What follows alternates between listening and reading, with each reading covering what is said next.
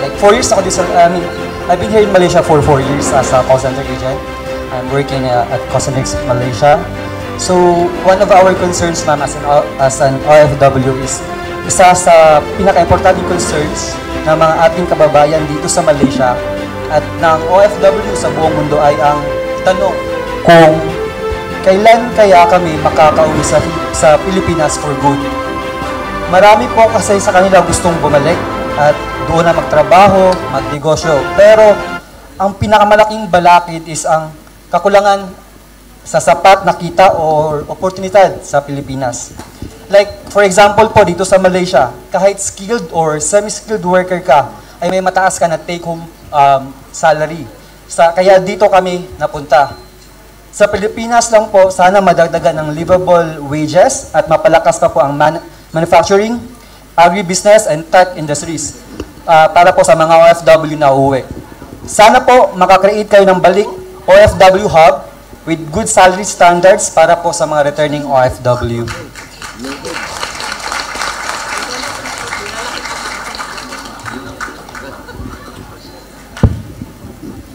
Talagang hostage na ako. Ako daw Bitag ang title. Tinalo ko yun ha. Bakit ako naman ang nabitag? Labo ha.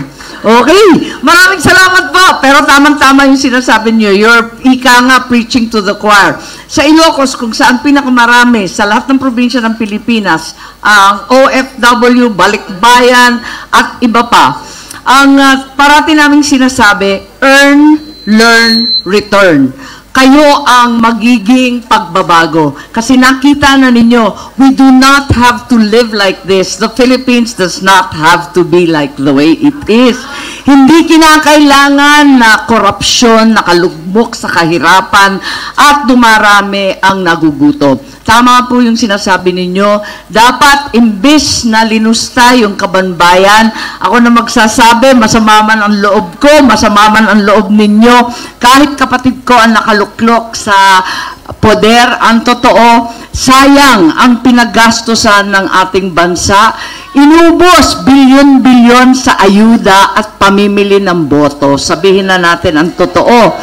Ang halalan ay talagang, tama, inaaway na naman po ako ni BP.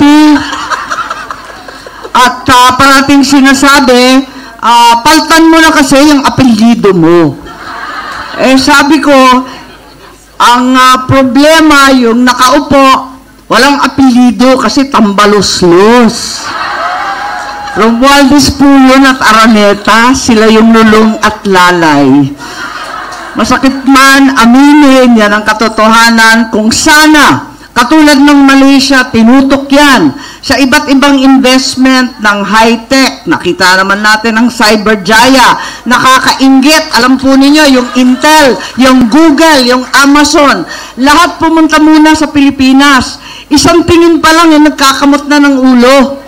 Pumunta sila doon. Talagang pinapunta ng mga Amerikano, palibasa, tayo yung kaalyado. Unahin ng Pilipinas, nag-i-English yan. Dating bahagi ng Amerika yan. Pagpunta naman sa Pilipinas, unang-una yan, dakilang traffic. Ayun. Pagkatapos, ang mahal-mahal ng kuryente, pasintu-sintu pa. Paano ka mag-i-invest ang katutakang red tape? May bayad sa ilalim ng table, sa side table, nako, under the table, talagang hindi kakayanin.